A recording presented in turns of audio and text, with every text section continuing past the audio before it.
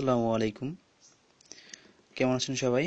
আশা করি সকলে ভালো আছেন। আর আপনাদের ভালো থাকার জন্য আমি সবসময় চেষ্টা করি ভালো কিছু টিপস শেয়ার করার জন্য।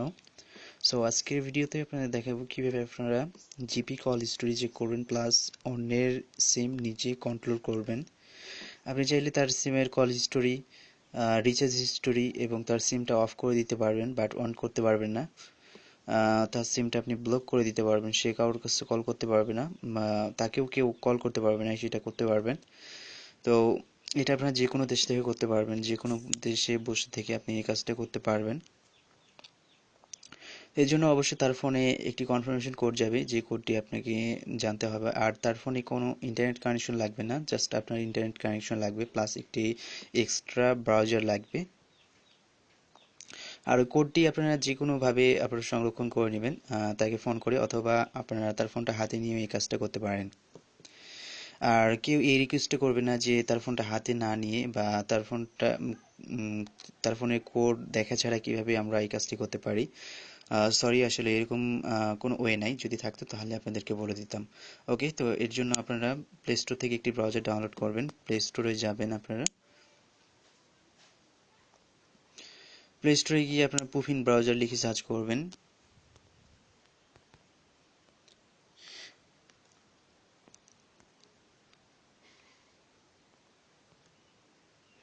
পুফিন ব্রাউজার লিখে সার্চ করবেন, তাহলেই ব্রাউজারটি আপনারা প্রথমেই পেয়ে যাবেন। আর যাদের ব্রাউজারটি খুঁজে পেতে প্রবলেম হবে, তারা এই ভিডিওর ডেসক্রিপশন বক্স চেক করে ডাউনলোড করে নেবেন।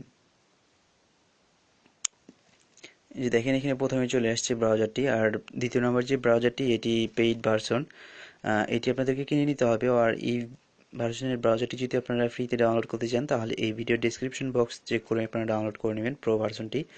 প্রো ভার্সনটির কাজ একটু বেশি এবং যেটা ফ্রি ভার্সন সেটির একটু কাজ কম, যার কারণে এটা পেইড করা হয়েছে আর কি। তো আপনারা যে কোনো একটি ডাউনলোড করে নেবেন, আপনারা দুইটা থেকেই আসলে জিপি কল হিস্ট্রিটা চেক করতে পারবেন। আর আমরা নর্মালি যদি অন্যান্য ব্রাউজার থেকে জিপি কল হিস্ট্রি চেক করতে যাই, তাহলে আমরা পারবো না, কারণ এটা ফোন থেকে ব্যবহার করার সুযোগ নাই। জিপি কেয়ার এটা কম্পিউটার থেকে করা যায়, আর পুফিন ব্রাউজার যেটা, সেটা আমরা কম্পিউটার স্টাইলে ব্যবহার করতে পারবো। তো এই ব্রাউজারটি আপনারা ইনস্টল করে নেওয়ার পরে ওপেন করবেন। ওপেন করার পরে এখানে দেখেন ব্রাউজারটির সম্পূর্ণ ডিজাইন এবং সব কিছুই কিন্তু কম্পিউটারের মতো।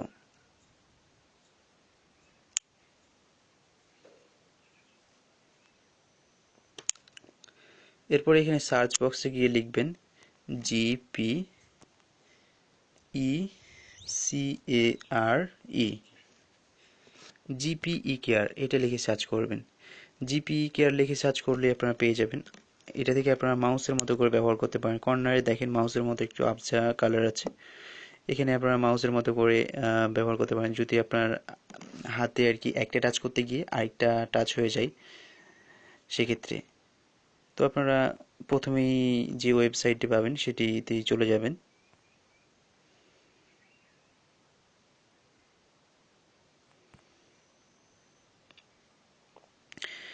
এখানে একটু বড় করে দেখেন, এই জায়গায় ক্রিয়েট নিউ ইকেয়ার অ্যাকাউন্ট, এই জায়গায় আপনারা টাচ করবেন। এই জায়গায় টাচ করার পরে আর আরেকটা কথা মনে রাখবেন, আপনারা যখন তার নাম্বারের জন্য রিকোয়েস্ট করবেন, তার নাম্বারটা অবশ্যই খোলা রাখবেন। তার নাম্বারটা যদি বন্ধ থাকে অথবা নেটওয়ার্ক না থাকে, সেক্ষেত্রে কিন্তু বেশি প্রবলেমে পড়তে হবে আপনাদেরকে। কাস্টমার কেয়ারে ফোন করা ছাড়া আর ওই পাসওয়ার্ডটি আনা সম্ভব হবে না। তার মোবাইলে যে মেসেজটি যাবে পাসওয়ার্ডটি, সেই পাসওয়ার্ডটি কিন্তু আপনাকে জানতে হবে। ওইখানে পাসওয়ার্ড ইজ এর পরে যে কোড নাম্বারটি থাকবে সেটি আপনাকে জানতে হবে। তো যাই হোক, এখানে তার নাম্বারটা দিয়ে দিবেন।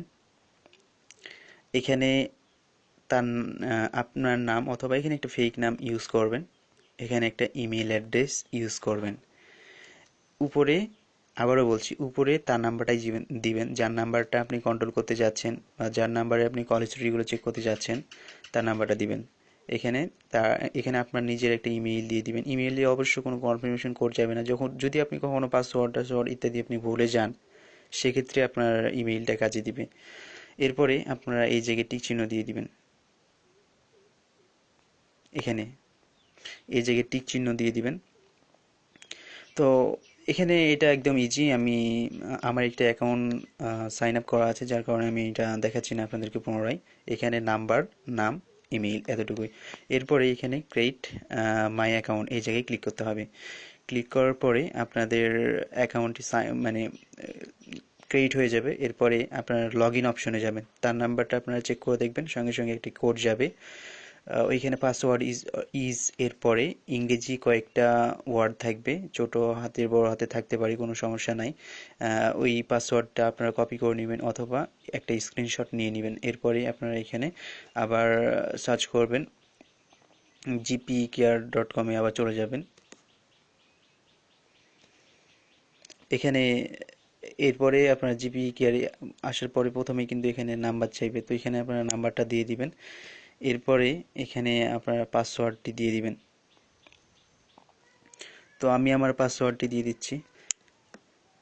পাসওয়ার্ডটি দেওয়ার পর আপনারা এখানে দেখতে পাচ্ছেন লগ ইন, এই লগ ইনে ক্লিক করবেন। আপনারা লগ ইনে ক্লিক করার পর এটি লগ ইন হয়ে যাবে। আর মনে রাখবেন, আপনারা যেদিন সাইন আপ করবেন তার 72 ঘন্টা পর আপনারা কল হিস্ট্রি এবং এসএমএস হিস্ট্রি যাই বলেন, সরি এসএমএস হিস্ট্রি দেখতে পারবেন না, কল হিস্ট্রিগুলো আপনারা দেখতে পারবেন। যখন রিকোয়েস্ট করবেন তার 72 ঘন্টা পর, তার আগে আপনারা দেখতে পাবেন না। হ্যাঁ, আর যেদিন থেকে আপনি রেজিস্ট্রেশন করবেন সেদিন থেকে শুরু করে সারা জীবনের আপনারা কল হিস্ট্রি দেখতে পারবেন। আবার বলছি, যেই দিন থেকে আপনি রেজিস্ট্রেশন করবেন সেই দিন থেকে শুরু করে সে যতগুলো কল করবে আপনি ততগুলোই দেখতে পারবেন। এখানে দেখেন রিচার্জ হিস্টোরি, এখানে কখন কত টাকা রিচার্জ করা হয়েছিল সেটা নিচে দেখতে পারবেন। হ্যাঁ, আর এই যেখানে দেখেন কল হিস্টোরি, এখানে 5টা কল হিস্টোরি দেখাচ্ছে। আমি এখানে মানে এই সিম থেকে আমি জিপি কাস্টমার কেয়ারে ফোন করা ছাড়া আর অন্যান্য কোনো জায়গায় ফোন করিনি, যার কারণে এখানে এইটাই দেখাচ্ছে। এখন আপনাদেরকে ক্লিক করতে হবে ভিউ হিস্টোরি, একদম কর্নারের উপরের দিকে দেখেন হলুদ একটা বাটন দেখাচ্ছে, আপনারা ভিউ হিস্টোরিতে ক্লিক করবেন। ভিউ হিস্টোরিতে ক্লিক করার পরে এখানে যদি ধরেন যে আপনার অ্যাকাউন্টটা রেজিস্ট্রেশন করা হয়ে গেছে অনেক দিন আগে, এখানে আপনি ডেটটা সিলেক্ট করতে পারেন। সর্বোচ্চ এখানে ডেট 1 মাসের ডেট সিলেক্ট করা যাবে, 1 মাসের মধ্যে আপনি দেখতে পারবেন। আপনি যত আগের দেখেন না কেন 1 মাসের মধ্যে থাকতে হবে ডেটটা। এইটা উপরেরটা হচ্ছে শুরু আর নিচেরটা হচ্ছে শেষ, এই শুরু শেষটা যেন 1 মাসের মধ্যে হয়। তো যাই হোক, আমি এখানে এই যেই তারিখটি সিলেক্ট করা আছে আমি এতটুকু রেখে দিচ্ছি, এতটুকুর মধ্যে 1 মাসটা আর কি এখানে সিলেক্ট হয়ে থাকে অটোমেটিকলি। এরপরে আপনারা এখানে জাস্ট আপনারা এখানে সাবমিটে ক্লিক করবেন, সাবমিটে ক্লিক করার পরে ওকেতে ক্লিক করবেন। ওকেতে ক্লিক করার পরে তার সিমের যতগুলো কল করা হয়েছে 1 মাসের মধ্যে সব কলগুলো আপনারা এখানে পেয়ে যাবেন। ধরেন যে আপনি 2-3 দিন হলো রেজিস্ট্রেশন করেছেন, তার ফোনের ওই 2-3 দিনের কল হিস্ট্রিগুলো এখানে শো হবে, 2-3 মাসের না। হ্যাঁ, পরবর্তীতে আপনার যখন অ্যাকাউন্টের অনেক দিন হয়ে যাবে তখন আপনি তার কল হিস্ট্রিগুলো সবগুলো দেখতে পারবেন। এরপর দেখেন এখানে আমি আমি জিপি কাস্টমার কেয়ারেই ফোন করেছিলাম। আমি একটা আসলে এমবি হ্যাকিংয়ের জন্য আমি এই টিপসটা অনুসরণ করে এখানে শুধু কল করেছিলাম। তাদের কাস্টমার কেয়ার, এই জন্য দেখেন ওই নাম্বারগুলো শো করছে, কখন কয়টার সময় কল করা হয়েছিল সবগুলো কিন্তু এখানে দেখা যাচ্ছে। এখানে দেখেন ডেট, সরি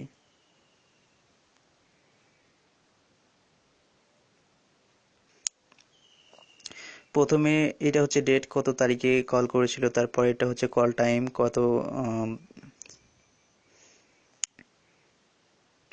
এখানে প্রথমে ডেট, সরি আবার এটা রিস্টার্ট নিচ্ছিল তার জন্য। এখানে প্রথমে এইটা হচ্ছে ডেট, দ্বিতীয় নাম্বার হচ্ছে কল টাইম, মানে সে কতক্ষণ কথা বলেছে, কত মিনিট কথা বলেছে সেটা। তারপরে হচ্ছে নাম্বার, কোন নাম্বারে কথা বলেছে। আমি এখানে ইন্টারনেট ইউজ করেছি যার কারণে এখানে জিপিআরএস দেখাচ্ছে। ওকে, তো এখানে যদি জিপিআরএস থাকে তাহলে জানবেন যে সে সেই সময় ইন্টারনেটটা বা ডাটা কানেকশনটা অন করেছিল, কতক্ষণ ছিল সেটাও এখানে দেখাবে। আর এখানে সেকেন্ড, সে কত সেকেন্ড ডাটাটা অ্যাক্টিভেট করে রেখেছিল বা কত সেকেন্ড কথা বলেছিল। আমি এখানে দেখেন এখানে 1 সেকেন্ড করে কথা বলেছিলাম সেটা দেখাচ্ছে এখানে।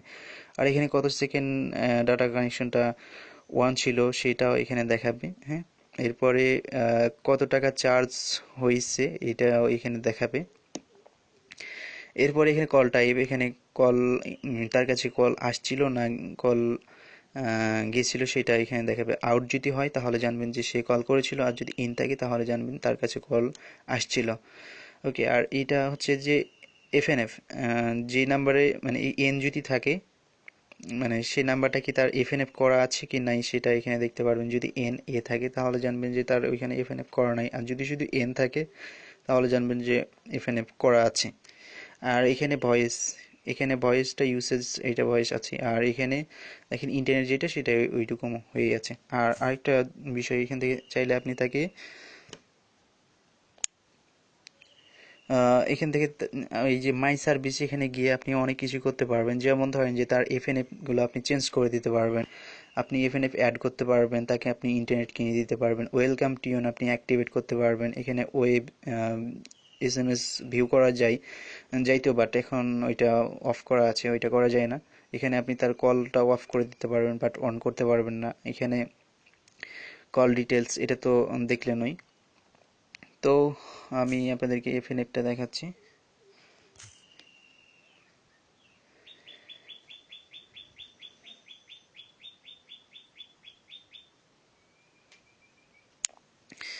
এই যেখানে দেখেন add, add new FnF number, এখানে যদি আপনি কোনো নাম্বার দেন, নাম্বার দিয়ে এখানে অ্যাড নিউ এফএনএফ নাম্বার এই জায়গায় টাচ করেন, তাহলে ওই নাম্বারে দেখবেন সঙ্গে সঙ্গে মেসেজ চলে যাবে যে নাম্বারটা এফএনএফ হয়ে গেছে অলরেডি। তো আপনি যদি নাম্বার অ্যাড করেন সেক্ষেত্রে সে বুঝতে পারবে যে তার নাম্বারটা মানে কোনো কোনো না কোনো এক ওয়েতে সে ডায়াল করেছে, অথবা কোনো একভাবে অ্যাড করা হয়েছে এফএনএফটা, সে এটা জানতে পারবে, তার কাছে এসএমএস যাবে।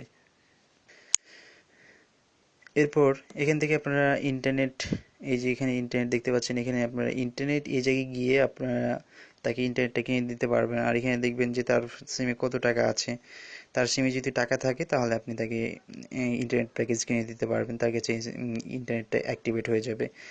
তো এটা এখানে অনেক সময় লাগছে যার কারণে আমি দেখাচ্ছি না। তারপরে এখানে আপনি সিমটা অফ করে দিতে পারবেন। তার সিমটা অফ যদি করে দেন তাহলে তাকে কাস্টমার কেয়ারে ফোন করে সিমটা অন করতে হবে। এখানে লস্ট ফোন ব্যারিং, এখানে ক্লিক করেন, এখানে ক্লিক করলেই সিমটা অফ করার অপশন দিবে। এখানে দেখেন ক্লিক হার, ক্লিক ক্লিক হার, এটাতে যদি আপনি ক্লিক করেন তাহলে তার সিমটা সঙ্গে সঙ্গে অফ হয়ে যাবে, সে কাউকে কল করতেও পারবে না, তাকেও কেউ কল করতে পারবে না। তো আশা করি আপনারা বুঝতে পারছেন। যদি ভিডিওটা ভালো লাগে থাকে অবশ্যই লাইক দেবেন, কমেন্ট করে জানাবেন ভিডিওটি আপনাদের কাছে কেমন লেগেছে, আর ভিডিওটি অবশ্যই আপনার ফ্রেন্ডদের মাঝে শেয়ার